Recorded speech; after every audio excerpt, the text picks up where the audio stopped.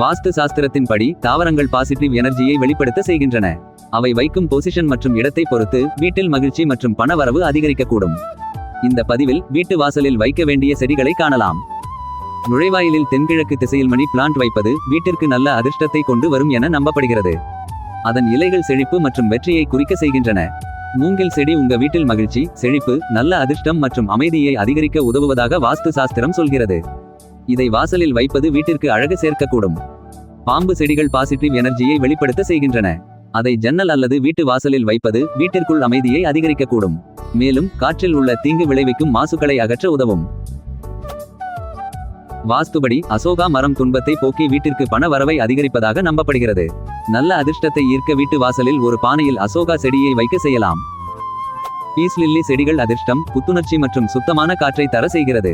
இதனை வீட்டின் நுழைவாயிலில் கிழக்கு திசையில் வைப்பது மனதை அமைதிப்படுத்துவதோடு பாசிட்டிவ் ஆற்றலை வெளிப்படுத்தக்கூடும். துளசி செடியின் இலைகள் காற்றை சுத்தப்படுத்துவது மட்டுமின்றி ஆரோக்கிய நன்மைகளை கொண்டுள்ளது. நுழைவாயிலில் கிழக்கு அல்லது தென்கிழக்கு திசையில் துளசி செடி வைப்பது நெகட்டிவ் ஆற்றலை விரட்ட உதவக்கூடும். இதன் இலைகள் பார்ப்பதற்கு தென்னை மரத்தின் இலைகள் போன்று காணப்படக்கூடும். வீட்டிற்குள் குளிர்ச்சியை உண்டாக்கும் இந்த செடியை வாசலில் வைப்பது பிரஷ் உணர்வை தருவதோடு வீட்டிற்கு அழகு சேர்க்கக்கூடும். இது எதிர்மறை ஆற்றலை விரட்டியடிக்கும் தன்மை கொண்டது. இதனை நுழைவாயிலுக்கு அருகே தெற்கு நோக்கி வைப்பது வீட்டு மற்றும் வணிகத்தை நெகட்டிவ் எனர்ஜியிடம் இருந்து பாதுகாக்கக்கூடும். இது தவிர காற்றை சுத்தப்படுத்தி உடல் ஆரோக்கியத்தை மேம்படுத்துகிறது.